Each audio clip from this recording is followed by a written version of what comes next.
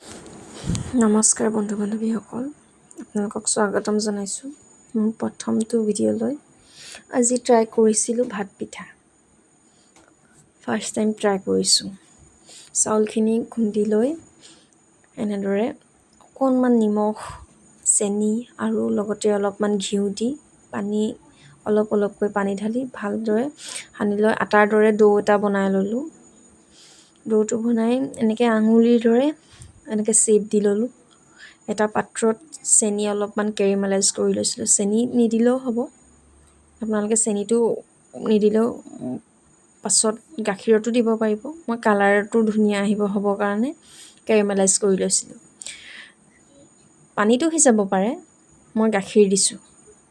এনেদৰে গাখীৰখিনি দি অলপ লৰাই লৈ উতল আহিবলৈ দিম। ইলাচি এটা দি,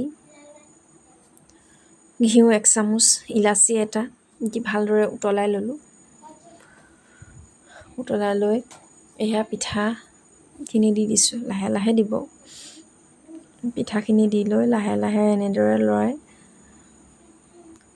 সিজিবলৈ প্ৰায় 15 মিনিটমান ৰাখি থ'লোঁ। ফাৰ্ষ্ট টাইম ট্ৰাই কৰিছিলোঁ। এয়া চাওকচোন ইমান সুন্দৰ হৈছে দেখিবলৈ। এয়া একেবাৰে মানে মিঠাই নিচিনা ৰসখিনি একদম ৰসমলাই টাইপ। খাই ভাল লাগিলে। ফাৰ্ষ্ট টাইম ট্ৰাই কৰিছিলোঁ। লাল চাহ আৰু আঙুলি পিঠা, ইয়াক ভাত পিঠা বুলিও কয়। পানীটো সিজাব পাৰে। ধন্যবাদ।